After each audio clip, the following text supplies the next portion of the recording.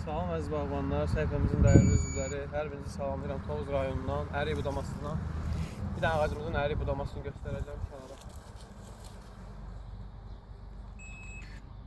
Burada liderimizi seçdik. Çiçək edəməyi budaların dəyimlikdən uydurması olunur. Gəldik burada. Rəqib lideri yandan götürdük. Eyni şəkildə uydurması oldu gəldik. Buradakı yadalı budaqlarımızı götürürük. Doğru gedən budağımızı aldıq. Buradan da taban meyve budağını attık. Eyni şekilde uydurması elədik.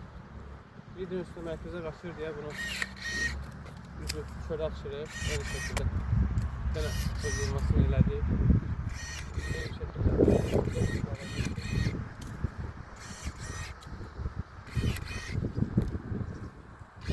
budağımızı aldık.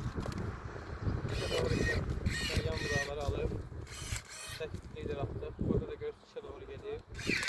Onu da aradan kaldı. Eyni şekilde. Liderimizi şöyle açırdık.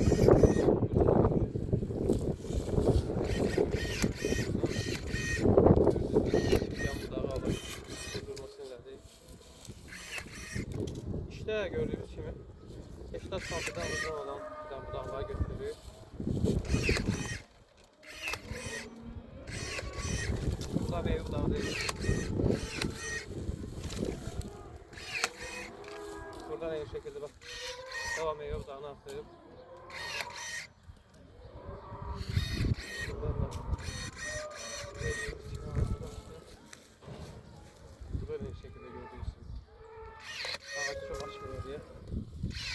Budağı götürüyor. Ha burada. Şöyle. Uydurmasını elədik.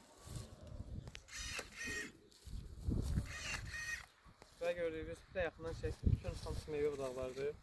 Kəsdiyimiz budaqlar bizim meyve budaqlardır. Bax burada saxlamışıq meyve üçün. Lazım olan mərkəz boşaldı. Tekrar deyirəm, 80 santimdən yuxarı olan bir dənə meyve budaqlarını götürürük ki, sıxlıq yaratmasın deyə. Video kimin qarşısına çıxsa bəyənsin, paylaşsın, kaydeləsin. Azərbaycan bütün bölgələrində budama sistemindən aparır.